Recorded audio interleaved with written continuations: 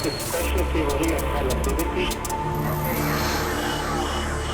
vida en Marte? Hemos hablado de las enfermedades.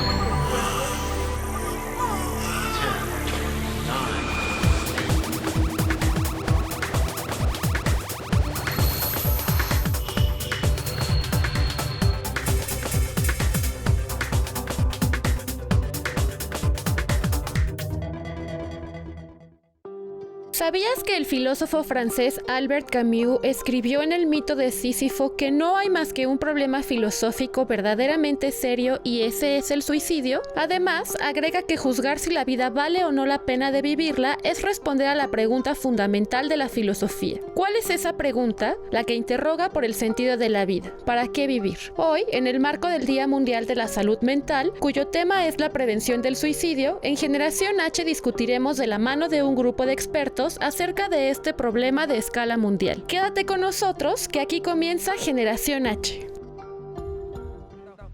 Hola, ¿cómo están? Me da mucho gusto darles la bienvenida a una edición más de Generación H. Estamos transmitiendo desde los estudios de Heraldo TV y tengo varias cosas que, como saben, les voy a compartir de inicio y para ir arrancando el programa. El primero es que pueden sintonizar nuestros contenidos en Sky, en el canal 161. Nos da mucho gusto que puedan hacerlo a través de esa opción. Están también los contenidos de Heraldo Radio que pueden sintonizar en el 98.5 del FM, esto aquí en la Ciudad de México, en el 92.5 en Tampico y en el 100.3 en Guadalajara. ¿Correcto, señor?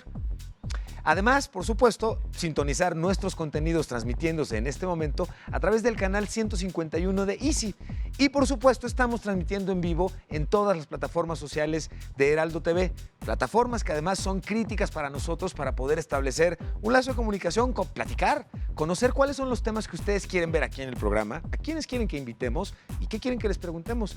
Y el tema que tenemos el día de hoy, como ya vieron en la introducción, es un tema muy relevante por muchos sentidos y déjenme, ¿puedo de una vez, señor? Le agradezco mucho. Superen eso, novatos, con las invitadas e invitados que tengo el día de hoy en el programa para platicar al respecto y se los presento y les damos la bienvenida. ¿Regalan su nombre, por favor, y el proyecto en el que colaboran? Sí, yo soy Michelle Rodríguez y colaboro como terapeuta en la Nube Venustiano Carranza. Michelle, muchas gracias. Bienvenido nuevamente al programa. Gracias. Buenas tardes, mi nombre es Ángeles Ojeda y colaboro en la Nube Miguel Hidalgo. Bienvenida nuevamente, Ángeles. Muchas gracias por acompañarnos. Yo soy Gustavo Baena, soy psicólogo del Centro Nube Venustiano Carranza. Perfecto, bienvenido, señor. Muchas gracias nuevamente también. Hola, yo soy Viridiana y también colaboro en el proyecto Nube, nada más que en la sede Cuauhtémoc. Maravilloso y nuevamente también bienvenida, Viridiana. Me da Gracias. Mucho gusto tenerlos nuevamente en el programa, Muchas gracias. pero además porque estamos cumpliendo juntos el compromiso de precisamente este tipo de temas, tocarlos no como un ya cubrimos la agenda temática y listo, sino tratar de ser constantes en este tipo de temas. El que quien no nos haya podido conocer o escuchar en un tema similar en una edición anterior, qué bueno que hoy nos esté escuchando, qué bueno que hoy esté sentada o sentado y pueda conocer parte de la información que queremos compartir respecto de un tema que es, híjole, pues complicado, ¿no? El suicidio en todas las aristas, desde entender, bueno, hoy por cierto, Día de la Salud Mental, y quisiera, si les parece bien, la primera pregunta que respondiéramos fuera, ¿de qué hablamos cuando hablamos de salud mental? ¿A qué nos referimos de salud mental? Bueno, la OMS define a la salud mental como el estado en el que las personas reconocemos nuestras capacidades para enfrentar los retos de la vida. Ok. Como en una dimensión como mucho más amplia, incluyéndola también en el tema general de la salud. Ok, maravilloso, muchísimas gracias. ¿Cómo es que llega uno en un momento a tomar una decisión de este estilo? ¿Cuáles son las razones que típicamente le acompañan? No hay un solo factor. O sea, debemos de entender que el suicidio es multifactorial. Esto quiere decir, no solamente hay una razón para decir me voy a quitar la vida. Lo peor que podemos hacer es decir, por esta razón únicamente la gente toma este tipo de decisiones. Pueden ser por situaciones tan cotidianas como tan complejas. Puede ir desde el abuso de las sustancias, por ejemplo, ¿no? Hasta situaciones tan cotidianas como lo puede ser un fracaso escolar, el reprobar un examen. O sea, puede ser muy variado. Claro, lo veíamos en las pasadas épocas de inscripciones en la UNAM. casos que se presentan de este estilo. ¿En qué? ¿El suicidio qué es? ¿El suicidio es una enfermedad? ¿Cómo está catalogado? ¿Cómo se entiende el suicidio desde este sentido, término más médico? El suicidio, en definición de la Organización Mundial de la Salud, Ajá. es el acto de privarse de la vida, ¿no? Ok. Entonces, hay que entender que el suicidio como tal no es un trastorno, no es una enfermedad, Ajá. es un producto de otra situación. Maravilloso. Hacia allá la Ajá. pregunta, justamente. Ok. Sí. Ok. O sea, el suicidio es el resultado de Claro. una enfermedad que derivó en un tratamiento no exitoso en este sentido. Ahora, ¿cómo es que como sociedad podemos empezar a entender, cómo podemos darnos cuenta de que esto está sucediendo? Primero en nosotros mismos. ¿Cómo puedo darme cuenta que lo mío no es que ando tristón, no ando achicopalado, sino que estoy sufriendo depresión por un lado? Y por el otro lado, ¿cómo validar la existencia, si aplica la pregunta, de la depresión? Porque ubico a varias tías o a varios familiares que dirían, la depresión no existe. La depresión es la forma en la que tú veas la vida, ¿no? Levántate, haz la cosa y ¿no? Platíquenme un poquito. Y si al se respecto. puede considerar, bueno, hay que pensar de antemano que la salud mental es tan importante como la física. ¿Ok? Claro, Está claro, estigmatizada buenísimo la parte punto, sí, señor. tanto de psiquiatras como psicólogos Ok. de la labor que se hace. Una depresión es tan común como si fuera una gripa, Ok. de verdad, y no se puede tomar ni menos ni más. Empezaríamos por el tema de que sí, es necesario que se quite el estigma de que solamente es para locos, Ajá, que correcto. solamente son los que están mal, Sí, cuando realmente son personas que, como todos, atravesamos diferentes etapas de nuestras vidas en las cuales no podemos o sobrellevarlas ajá. o superarlas. Entonces, la primerita parte sería quitarnos estigmas con respecto a la labor que se hace fuera de, pues sí, de cualquier labor de salud. Algo que estabas comentando ahorita y que, Ujú. que me gustaría que nos explicaran un poquito más al respecto. Estabas diciendo que prácticamente todos hemos tenido alguna depresión en algún momento de nuestras vidas. No obstante, hay quienes dirían, yo jamás he tenido depresión. Yo me he sentido triste, me he sentido de repente, pues medio cabizbajo, pero 2, 3 días y me pongo a trabajar y, ¿no?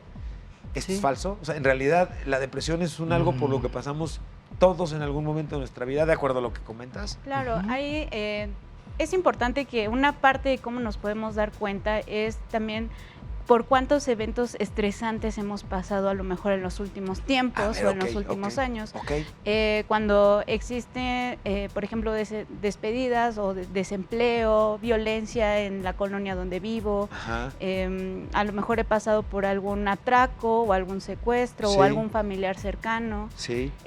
incluso acoso escolar, deserción, o sea, económicos. problemas económicos, muchísimas pérdidas familiares, cambios muy abruptos. Ok. Y nosotros nos empezamos a sentir sumamente tristes, pero esta tristeza empieza a durar mucho más. Ok. Digamos que un criterio muy importante es al menos 2 semanas con una tristeza profunda, Ajá. la mayor parte de los días, la mayor parte del día. Ok, esto está buenísimo. que Además, lo también dices. nos podemos empezar a dar cuenta cuando empezamos a abandonar todas aquellas actividades agradables que nos gustaban. Si me gustaba ir al cine, al teatro, salir Ya ni con los voy. amigos, empiezo a dejar de ir, empiezo a aislarme, Ajá. empiezo a dejar actividades, incluso empiezo a perder la esperanza de un futuro mejor. Y lo empiezo a reflejar. Es decir, mis posturas ante la vida o ante conversaciones van a ir denotando que precisamente mi visión es más bien como derrotista, medio oscura, o más bien medio como de, no, pues ya qué chiste. Y es Por- es absolutamente natural que cuando pasamos por un evento altamente estresante, pues duremos unos días a lo mejor retirados de esas actividades que me gustaban o Ok. retirados de las personas que me rodean. Pero esto, si dura mucho tiempo, ya empezamos a hablar de un problema.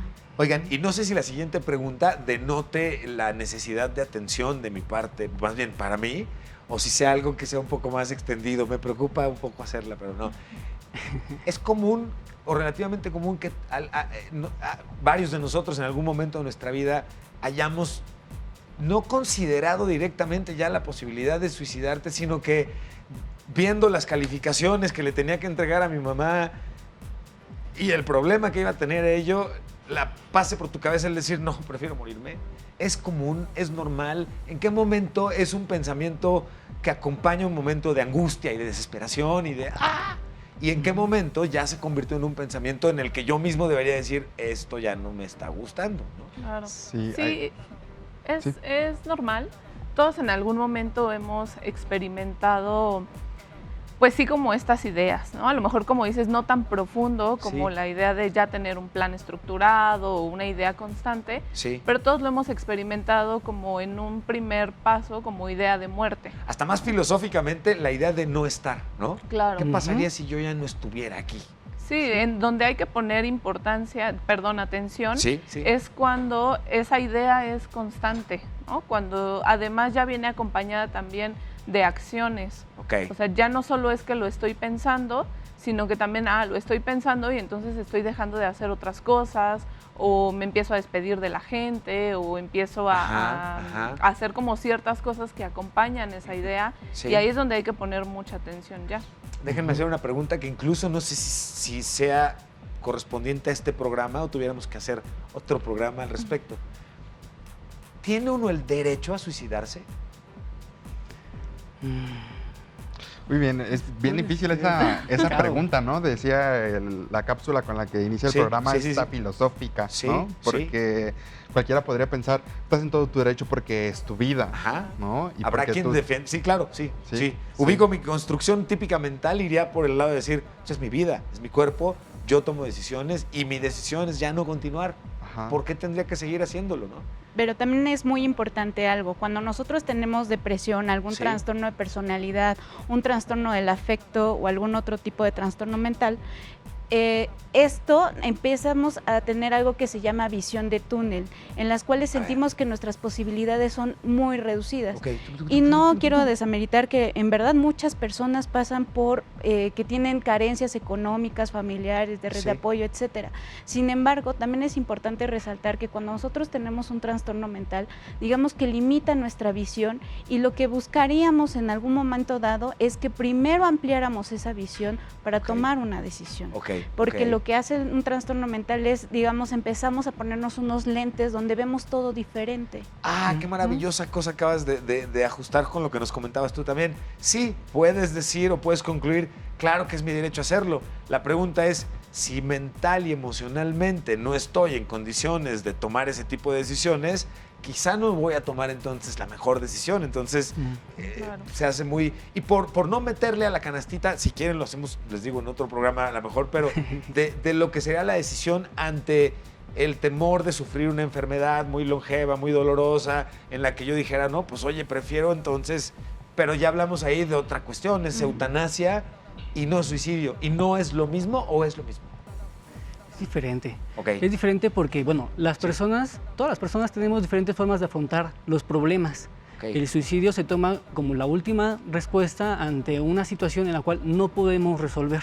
Ok. Entonces, las personas que tienen la depresión y tienen en cuenta que el suicidio es la mejor solución, Sí. se le debe de dar en cuenta, se le debe tomar en cuenta que la mejor forma no es dejar de vivir, sino dejar de vivir así, Ajá. ok, exactamente en ok, esa situación en la que se encuentra. Ok. Y así es como nosotros, del trabajo de los psicólogos, brindamos alternativas en el que el problema no es la persona, no es el joven, sino la situación en la que se encuentra. Ay, qué buenísima observación. ¿Ibas a comentar algo? Sí, además, con estos conceptos que mencionabas, pueden ser muy difíciles de diferenciar, ¿no? Ajá. Por un lado el suicidio y por otro lado la eutanasia. Sí, sí. La diferencia es que la eutanasia es asistida, Ujú. ¿no? La eutanasia es asistida por alguien más. Esto es por un ente Ok. gubernamental, por un servicio de salud. Sí. En otros países así es, Sí, sí, ¿no? sí, A, sí. a eso se aplica el término eutanasia. Y el suicidio no, como la misma definición es Tú privarte privarte de de tu vida. tu vida. Exacto. Déjenme compartirles un reportaje que preparamos para ustedes sobre la salud mental. Vamos a verlo y regresamos con base en el contenido que les voy a compartir en este momento y regresamos a platicar con nuestras invitadas e invitados. Vamos a ver. La Organización Mundial de la Salud define a la salud como un estado de completo bienestar físico, mental y social, y no solamente la ausencia de afecciones o enfermedades. Además, dicho estado se relaciona con la promoción del bienestar, la prevención de trastornos mentales y el tratamiento y rehabilitación de las personas afectadas con dichos trastornos. Por su parte, la salud mental es el estado en el cual el individuo es consciente de sus propias capacidades, puede afrontar las tensiones normales de la vida, es capaz de trabajar de forma productiva y fructífera y además puede hacer una contribución a su comunidad. Cualquier alteración de esta lista ya se considera como una alteración de la salud mental. En ese sentido, las enfermedades o trastornos mentales, cuyo número crece día con día según el Manual Diagnóstico y Estadístico de los Trastornos Mentales, son afecciones que impactan en el pensamiento, sentimientos, estado de ánimo y comportamiento. Es un tema realmente importante al que todos debemos involucrarnos porque en un momento dado todos podemos ser propensos a caer en una depresión. Vaya, o sea, no hay forma de saber hacerme un examen y decir, mira, soy inmune a depresiones. Eso no sucede. No. Uno no sabe en qué momento podría caer en un estado de este estilo. ¿Qué puede uno hacer para evitar caer en esto? ¿Se puede prevenir? Sí, claro que sí. Quisiera retomar un poquito Por favor, como claro. esta parte del trastorno. Venga, ¿no? sí. Solemos entenderlo como que es algo que solamente pasa como adentro de nosotros, ¿no? Como tengo las ideas y entonces algo está mal en mi cabeza y desde ahí empieza el estigma. Ok. Estás loco, ¿cómo se te ocurre? Pero también es importante entender que este es un problema relacional. No solamente con lo que yo pienso o con lo que yo siento, sino también qué está pasando en mi entorno o qué está pasando a mi alrededor para que me lleve a pensar eso o para que me lleve a tener esas ideas de ya no querer estar aquí. Sí, claro, Entonces, claro. tú dices, ¿se puede prevenir de alguna manera? Pues sí, quizás los que estamos como observadores de alguien que ha tenido esas ideas y que lo ha manifestado, también hacer algo en el entorno, ¿no? En general, el suicidio, no sé si el dato sea relevante a nivel mundial y eso incluye en México, o si México, a diferencia de otros países, tuviera un comportamiento sumamente distinto, pero consideramos que el suicidio se ha mantenido, va a la baja, ha crecido. ¿Qué nos dice este dato en todo caso? Va aumentando, sobre todo los que tienen mayor riesgo, no digo que sean los únicos, pero en donde más se presenta es en jóvenes entre 15 a 29 años de edad. Generalmente son más varones con mayores suicidios o tasa de suicidio más que las mujeres, pero mujeres tienen una tasa más alta de intentos de suicidio. Esto se debe a la letalidad del método que utilizan. Ok, qué interesante es esto. ¿Y qué debemos hacer cuando detectamos? A ver, ¿cómo les gustaría que lo organicemos? ¿Qué debo hacer cuando detecto que mi comportamiento ya no está siendo lo... ¿En qué momento debo pedir ayuda? ¿Cuándo? ¿Qué tan complicado es?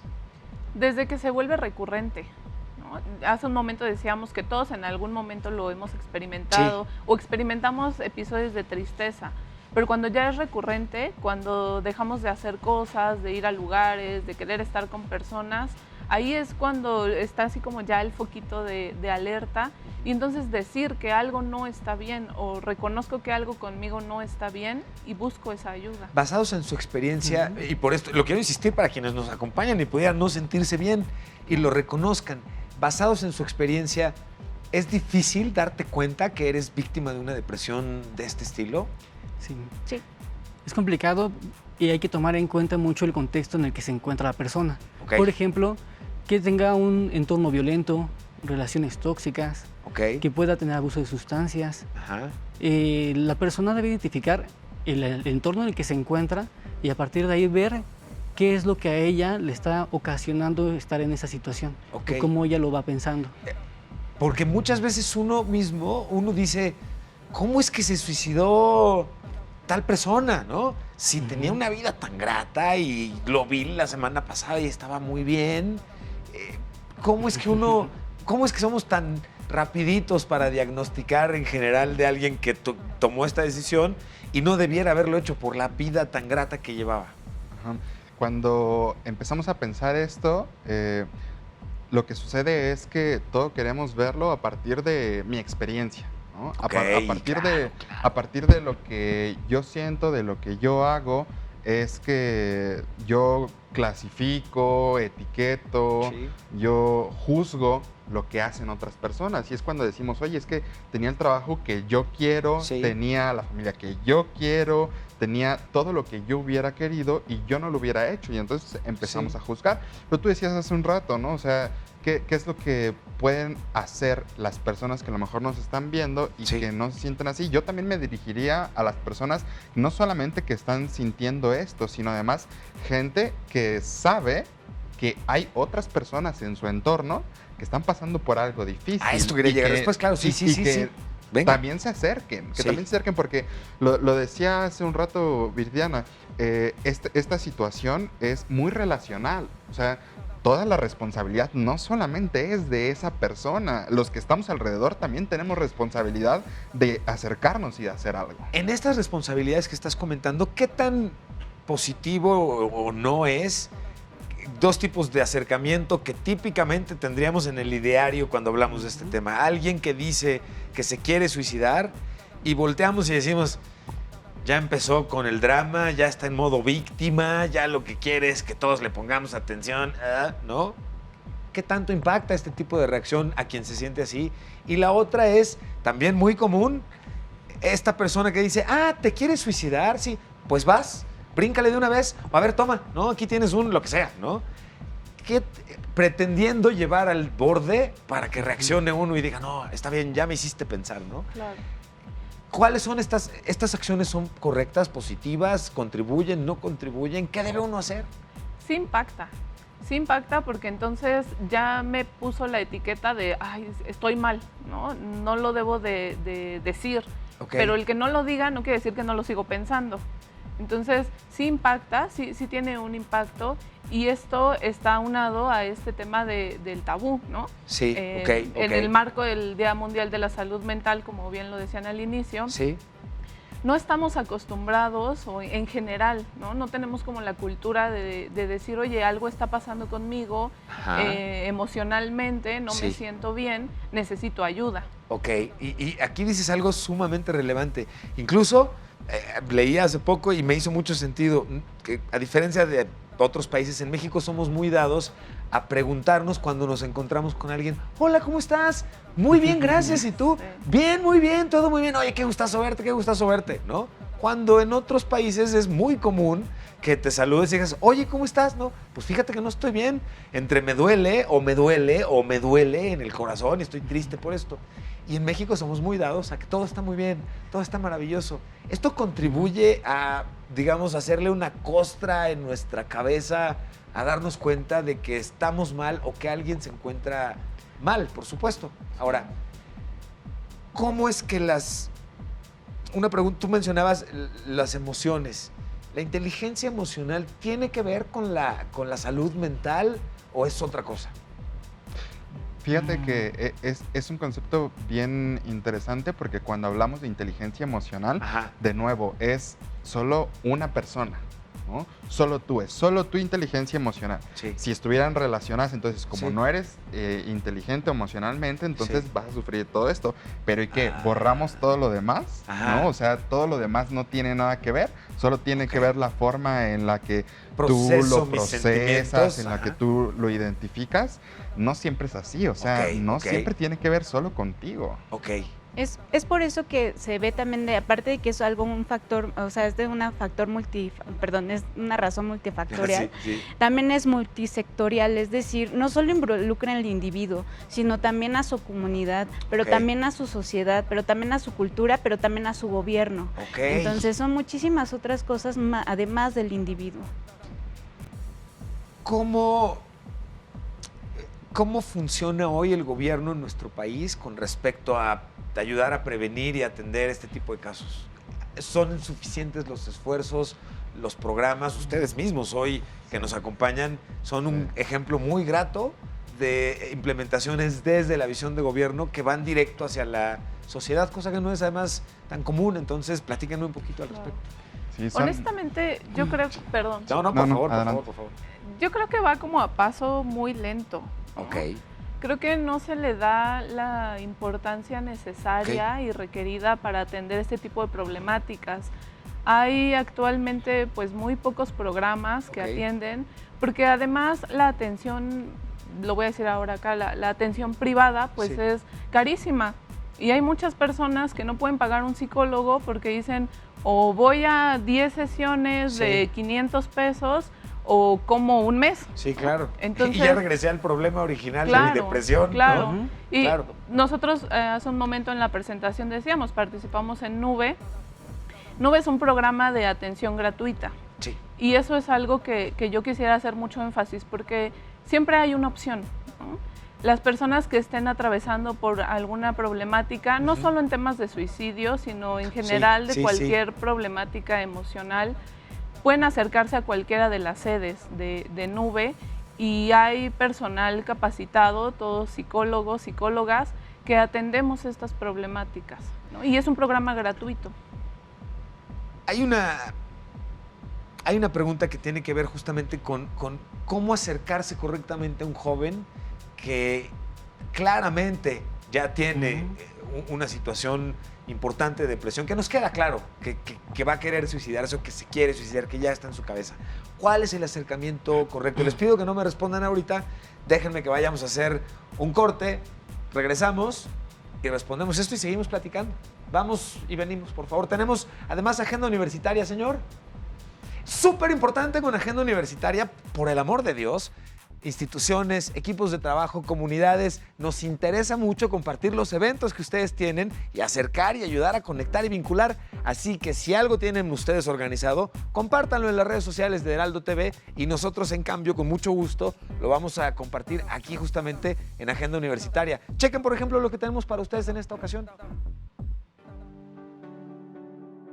Porque el otoño saca el lado poético de las personas, ayer comenzó la recepción de propuestas para el concurso Escribe un poema con 7 palabras. Para participar, entra al evento de Facebook que organiza Universo de Letras UNAM y escribe tu poema en los comentarios. Puede ser en verso o en prosa, pero se cuidará mucho la ortografía. Todos los sábados de octubre tienes una cita en la Fábrica de Artes y Oficios de Tláhuac para el ciclo de narraciones orales. En punto de las 12 horas, disfruta de las actividades gratuitas que el Faro tiene preparadas para ti. Mañana da comienzo la edición 19 de la Feria Internacional del Libro del Zócalo. La duración de este magno evento de las letras será de 10 días, a lo largo de los cuales podrás adquirir títulos diversos con los más de 370 sellos editoriales. Además, podrás disfrutar de más de 580 actividades, como conferencias, conciertos, presentaciones de libros y muchas más. Por si fuera poco, la feria contará con 5 foros y con sedes alternas, como el Museo del Estanquillo y el Palacio de la Autonomía. Neta, no te pierdas esta oportunidad.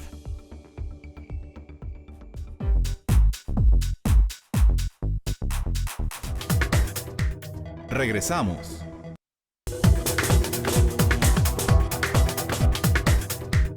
Continuamos. Continuamos y estamos de regreso, estamos platicando y estamos dedicando el tema del día de hoy a la importancia de reconocer, la importancia del suicidio y la importancia pues del tema en cómo atenderlo y reconocerlo. Y les preguntaba yo, ¿qué debe uno hacer cuando ya nos quedó claro que hay alguien que no se siente bien y que es muy probable porque ya ha mandado varias de las señales que ustedes nos han comentado, como diciendo yo no me siento muy a gusto, ¿no? ¿Qué debe uno hacer? Creo que lo primero que hay que hacer es eliminar prejuicios y quitar que esa persona está loca o que está mal, sino realmente acercarnos allá con curiosidad, entender a la persona como otra persona que de igual forma tiene problemas y que si se está acercando contigo para comentarte esa situación tan grave que él siente, pues darle la importancia. Creo que el primer error que cualquier persona comete es decir eso, comentabas es que está mal, está loco, que está jugando, o incluso incitarlo, pues vamos a hacer un reto tú y yo, a ver quién se muere primero. Y ha pasado. O sea, alguien que sí ya está pensando seriamente en eso, te va a tomar la palabra. Es probable pues que lo haga. Pues probablemente. Parte del tabú tiene un poco que ver con esto, ¿no? Sentimos, ahorita que lo estaba yo comentando, un pedacito de mí dijo, oye, hey, tranquilo muchacho, ¿no? Sentimos que hablar del suicidio incita al suicidio. ¿Es así? Es falso. De hecho, parte de los estigmas es que si lo hablamos, entonces le vamos a inculcar la idea. Ajá, no, claro. Al contrario, si esa persona no tiene esa idea, se motiva a pedir ayuda para precisamente no llegar a ese nivel. Ok. Si lo tiene, precisamente lo que queremos es motivarlo y referirlo a algún lugar o a alguna institución donde puedan acudirlo. Sí, Otro de sí. los estigmas también es que busca llamar la atención, que hagamos lo que hagamos, no vamos a poder impedirlo, Sí. que ya no hay de otra, ¿no? O incluso que también está llamando la atención y Sí. prácticamente esto no El que es. realmente lo quiere hacer no lo anda diciendo, ¿no? Exacto. Que es una forma que quiere uno transmitirle el rollo de no, lo tuyo es, no te sientes bien hoy, pero bájale un poquito. Es decir, minimizar lo que alguien nos está diciendo que siente es evidentemente un grave error. Sí. Picar la costilla a alguien que nos dice que no se siente bien para que, ándale pues, también grave Sí, error. señor. Básicamente un poquito nuestra labor cuando estamos cerca de alguien que no se siente bien tendría que ser la de contención inicial en lo que llamo a servicios que te ayuden a un experto. Claro. ¿Qué tan rápido debe uno tomar esta decisión de decir, a ver, no, necesitas ayuda o necesitas acercarte? ¿Qué momento se convierte, digamos, en crítico a partir del cual hay que actuar rápidamente?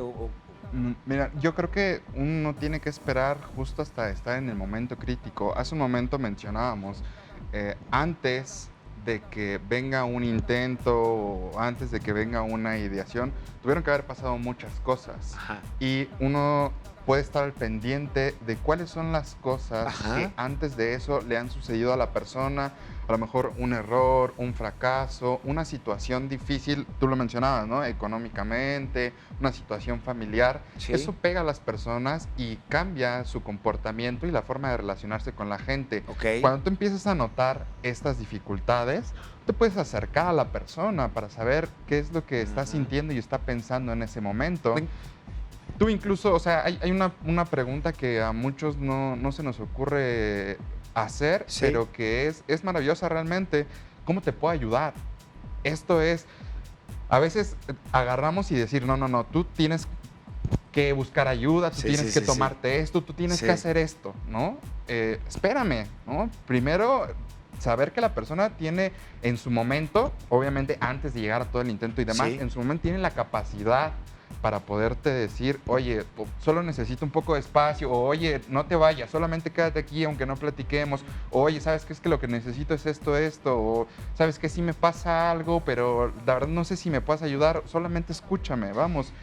Solamente eso, preguntar, ¿cómo te puedo ayudar primero? En este escúchame que estabas comentando, y más que interrumpirte, una disculpa, continuaría con lo que nos estás respondiendo.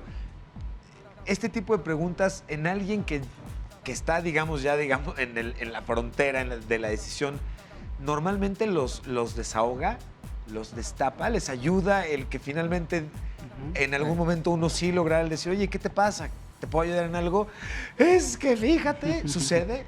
Sí. O sea, eso es un primer buen punto de ayuda. Sí, bueno. es muy bueno eso, porque sí, justo tiene este efecto que dices, ¿no? Desahoga. Ajá. Porque aparte, una buena forma de acercarnos a estas personas que están experimentando esto es validar lo que están sintiendo, ¿no? Híjole, acabas de decir algo maravilloso, porque quizá a mí la parte que me angustia de tratar de entender el tema es difícilmente nos enseñan a diferenciar nuestras emociones, ¿no? Hay un meme por ahí que ronda que lo divide más en hombres y mujeres, y los hombres solo estamos contentos, tristes o aburridos o una cosa así, ¿no? Y la realidad es que hay toda una gama de sensaciones. Y aquí lo comento, lo traigo a colación, porque no es sino hasta que uno lee los nombres de las distintas emociones y sentimientos que podemos experimentar, que uno dice, ah, sí es cierto, ¿no? Se parece estar enojado, no es estar triste, pero tampoco es tal, o sea, hasta que les ves los nombres, los puede uno empezar como a palpar y decir, sí es cierto. Pero mientras no ves el nombre, la sensación es muy difícil de diferenciar. ¿Cómo podemos entender este tipo de emociones? Les propongo lo siguiente. Tenemos un reportaje, ¿verdad, señor? Vamos a ver este reportaje sobre las emociones y cómo se reconocen, y regresamos y platicamos con nuestras expertas y expertos invitados al respecto. De acuerdo con la teoría estoica de las emociones, una emoción es un impulso motor del alma que desencadena un juicio sobre un objeto externo. Esto significa que nuestras emociones, o casi todas, se originan por objetos o situaciones externas a nosotros. Una mala noticia nos pone tristes, mientras que una buena nos alegra. Cuando alguien nos ofende, nos enojamos. Si algo o alguien nos amenaza, sentimos miedo. Y cuando las cosas no ocurren como queremos, nos frustramos. En cambio, si suceden como esperamos, queremos más, lo que de golpe nos genera ansiedad. Es por ello que para los estoicos, una emoción es un impulso excesivo y desobediente de la razón, o lo que es lo mismo, un movimiento irracional del alma. Ahora bien, que sea irracional no significa que carece de razones. Al contrario, toda emoción se sustenta en razones, solamente que son malas razones, pues conducen a quien la experimenta a desear aquello que lo daña gracias a que le atribuye ideas falsas o equivocadas. Así que ya ven, no es fácil conocer nosotros mismos y diferenciar cómo es que nos sentimos realmente, cómo lo perciben ustedes. Sí, creo que al principio comentábamos, ¿no? Muchas veces se carga toda esta responsabilidad a la persona y ¿cómo empezar a reconocer? Bueno, desde casa no nos han enseñado, en la escuela no nos enseñan. Vamos, pues, pareciera que estos son temas irrelevantes, ¿no? Sí, que sí. es más fácil o que es más importante aprender a contar, a restar, a sumar, a dividir, que aprender a identificar lo que somos nosotros y lo que pasa a nuestro alrededor con otras personas, porque no solamente es difícil reconocerlo en nosotros mismos, ¿no? Sí. Si es difícil para nosotros, en nosotros, reconocer esas emociones en otras personas es igual de difícil. Sin caer rápidamente en el cliché o en el etiquetado equivocado de nomás quiere llamar la atención, todos los que ya nos han estado compartiendo ahorita ustedes. ¿Cómo pedir ayuda? Cuando, en el caso de ustedes particularmente, un joven o una joven se acerca con ustedes, ¿cómo es que se da el proceso de irlos acompañando? Lo primero es ganarse la confianza. La persona que tiene depresión tiene la idea de que ninguna otra persona le puede ayudar. O que lo van a criticar, o que le van a levantar un prejuicio. Entonces, con nosotros nuestra labor es entender a la persona tal cual y como es. Entonces, no es el hecho de que venga con nosotros y venga como castigado, en el caso de los jóvenes, o que vengan a le solucionemos la vida, por ejemplo. No, le estamos dando otra estrategia con base a la confianza, de que puedan expresarse con personas que también lo pueden entender, también le pueden ayudar. Nuestra labor como psicólogos es generar también redes de apoyo, ayudar junto con la familia a que puedan apoyarlo. No solamente estamos nosotros, hay más personas que también pueden ayudarlos. ¿Se involucra rápidamente normalmente la familia? ¿Les cuesta trabajo? Al contrario, lo hacen. ¿Qué han visto ustedes o qué han ido aprendiendo a lo largo del servicio que hacen? Sí, regularmente el apoyo de la familia está presente, ¿no? Porque si bien, por ejemplo, en el caso de los adolescentes, de primera instancia llegan a lo mejor como un poco renuentes, ¿no? Una vez que los mismos chicos ven que su mamá ahí está o que su papá ahí está y que se involucran en el proceso, se va generando esta confianza que dice Gus y va haciendo el proceso mucho más fácil. Además de que una característica del programa es que la atención es de joven a joven, ¿no? Platícame un poquito más al respecto, porque eso me hace bien interesante. Si de por sí es complicado entender a los jóvenes o entendernos entre jóvenes para darle soporte a jóvenes con idioma joven, se me hace un reto bien interesante. Sí, es una de las principales características, te decía, y tratamos como de ponernos en el lugar del joven, ¿no? No descalificando, eso es importante, a la familia o a quien vaya acompañándolos. Esos malditos que te oprimen y sí son injustos contigo. Claro, sino poniéndonos un poco en el lugar del joven desde lo que está viviendo, ¿no? Entendiéndolo como desde esta perspectiva, además desde una perspectiva neutra, ¿no? O sea, no soy tu familia, no soy tu amigo, estoy en un lugar neutro.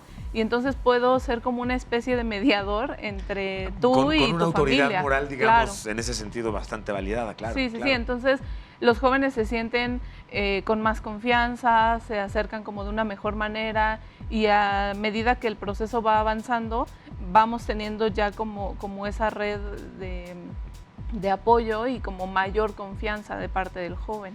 ¿Cómo nace el proyecto? ¿En dónde están presentes actualmente? Platíquenme un poquito de esa parte de la historia. El proyecto nace como una demanda para darle respuesta a la Agenda 2030 de la ONU, ¿no?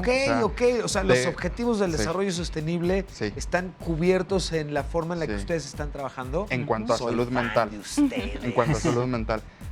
De nuevo, no es suficiente. Tenemos muy pocos centros, tenemos muy poco personal. Aquí sí, el asunto fue el Instituto de la Juventud se puso las pilas para poder cubrir con esta demanda. Sí. Tenemos actualmente 5 centros en las alcaldías Venustiano Carranza, Milpa Alta, Tlalpan, Miguel Hidalgo y Cuauhtémoc. ¿Cuánto tiempo tiene el programa operando? El programa lleva operando desde a partir del 2015.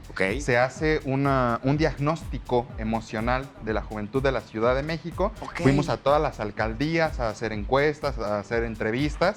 Y a partir de ese diagnóstico se determina que es necesario que exista un programa así, porque además no lo había. O sea, es único en la América Latina. En ese primer momento, cuando llevan a cabo ustedes el diagnóstico, ¿cómo estaba la salud emocional de los jóvenes en la ciudad?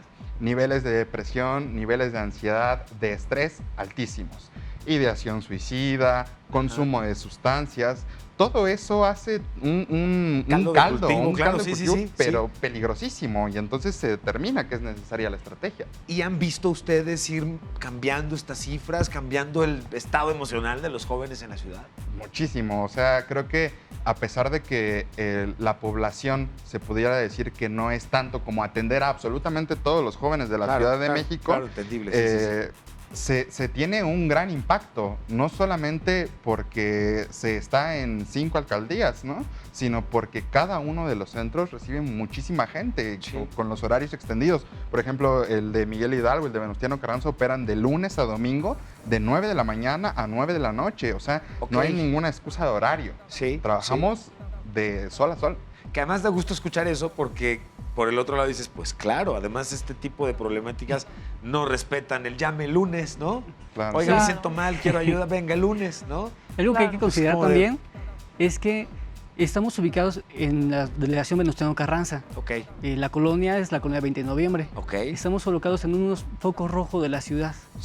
Entonces, cada uno de los centros está, está colocado para tener diferente tipo de población. Que la incidencia sea relevante. ¿Por qué se ubica como foco rojo ahí en Venustiano? Por las altas, por la delincuencia en particular.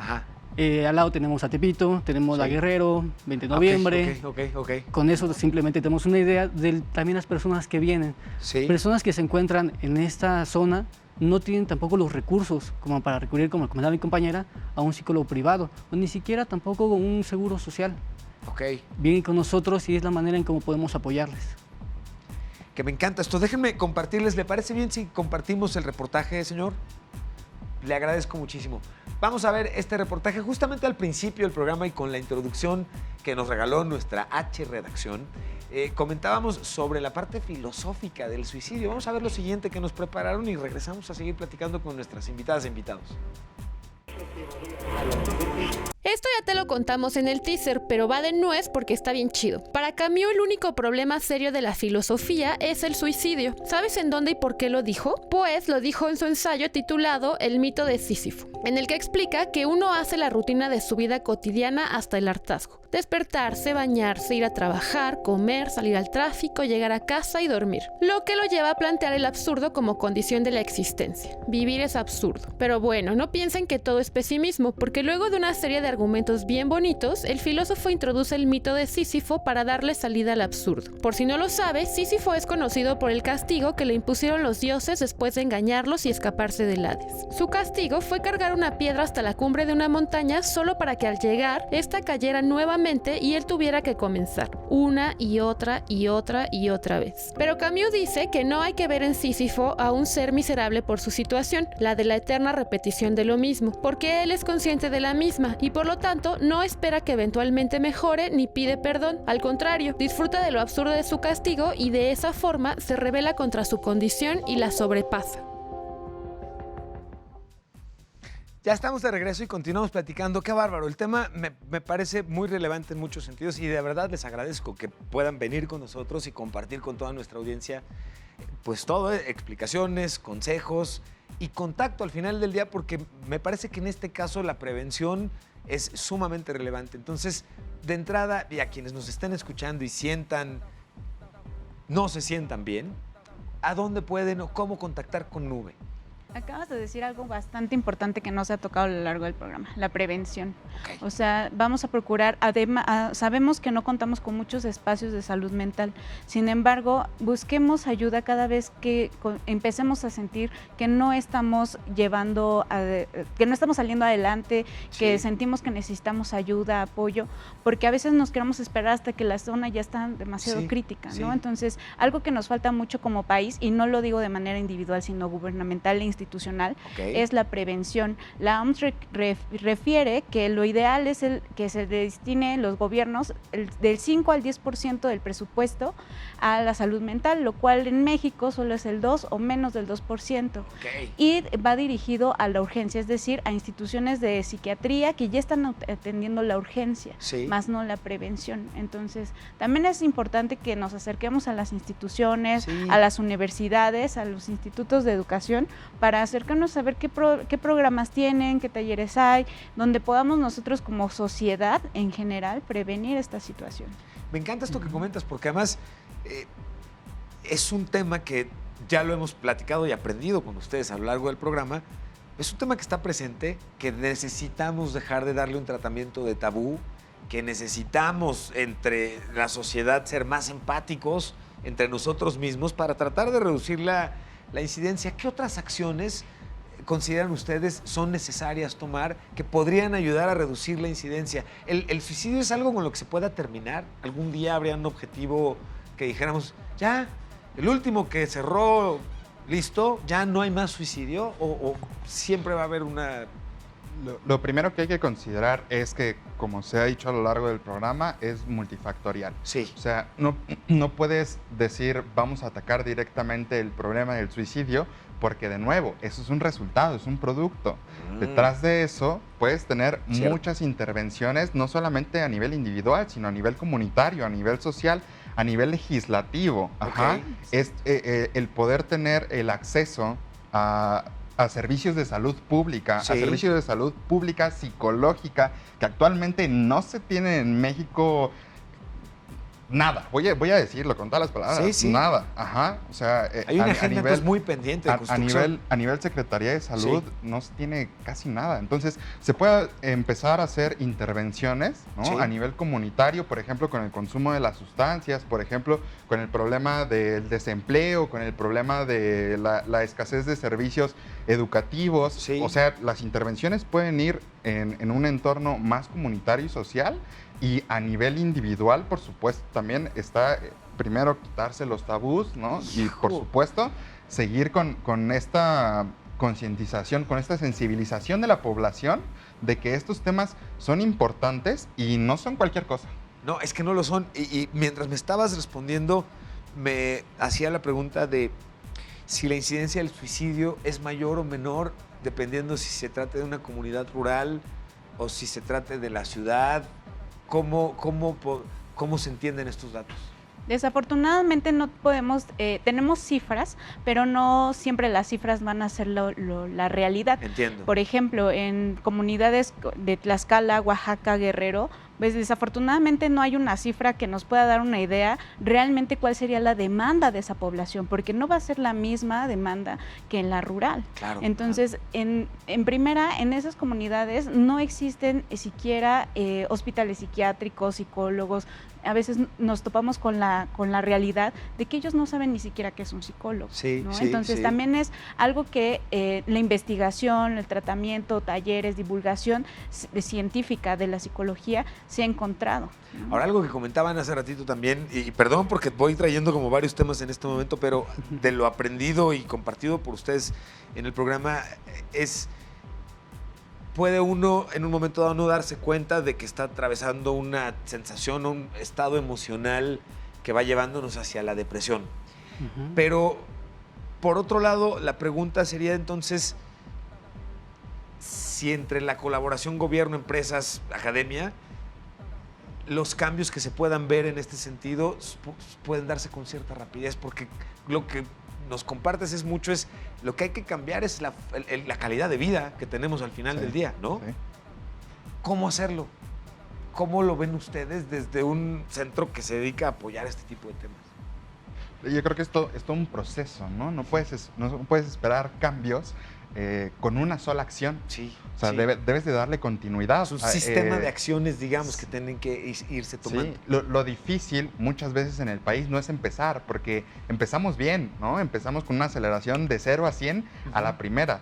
Lo difícil es sostenerlo. Lo difícil es seguir con las acciones, con las intervenciones a nivel individual, a nivel comunitario, a nivel social, que puedan permitir que las acciones anteriores cobren ese sentido. No puedes con un solo programa social, por ejemplo, ¿no? Calificado, diagnosticar. ¿no? Sí, por supuesto, esperar que la calidad de vida cambie. No se puede. Sí. Aquí hay algo interesante porque preguntábamos hace ratito si ha habido una mayor incidencia de suicidios en esta época con respecto a las anteriores, o se ha mantenido o ha bajado. También quiero y nos comentabas que ha ido de alguna forma subiendo, pero quiero entender que, por ejemplo, hoy las razones por las que se suiciden personas pueden ser más modernas, en el sentido de que hubo un problema de depresión porque me sentía físicamente no a gusto conmigo, porque en redes sociales me di cuenta que compré estereotipos, ¿no?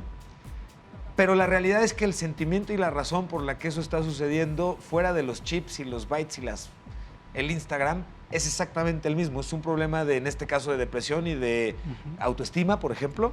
Hay que mencionar que cada suicidio es único, ¿sale? O cada intento de suicidio es único.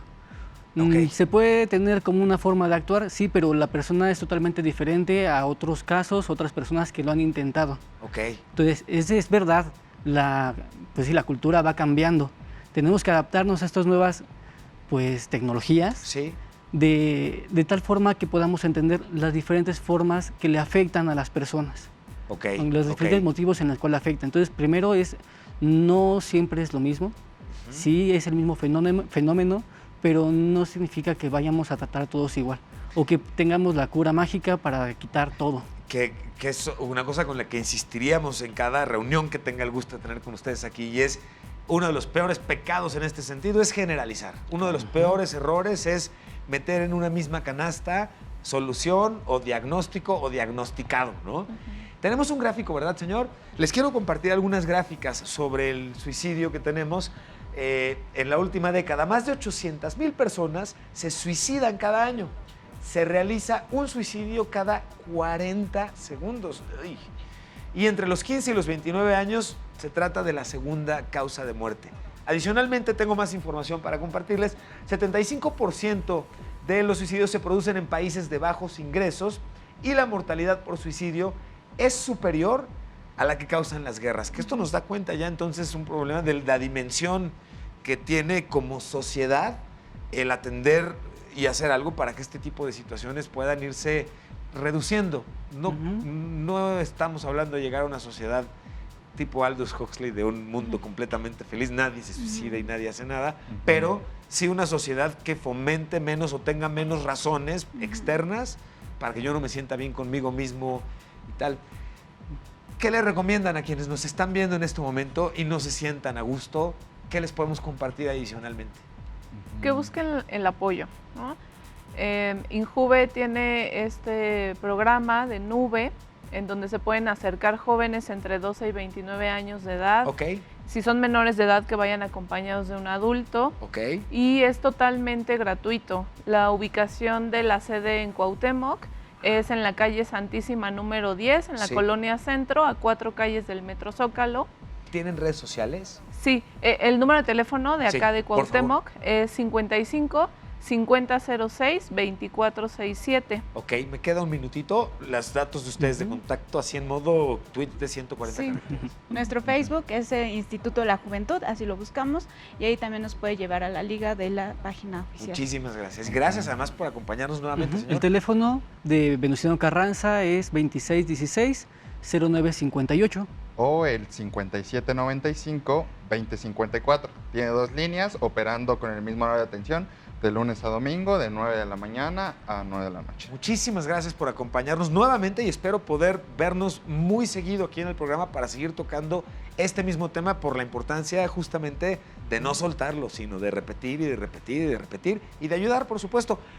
¿Me permite, señor? Ok. Para tomarme una selfie con mis invitadas, voy para allá como ustedes no se levanten. Ahí estamos. Ahí estamos. Eso es todo. Pues con esta selfie yo les agradezco a ustedes la oportunidad de que nos acompañen y a nuestra audiencia le agradecemos, por supuesto, la oportunidad de tratar este tipo de temas. Soy Emilio Saldaña, El Pisu, y nos vemos en una próxima edición de Generación H. Por Heraldo TV, claro está. Hasta la próxima.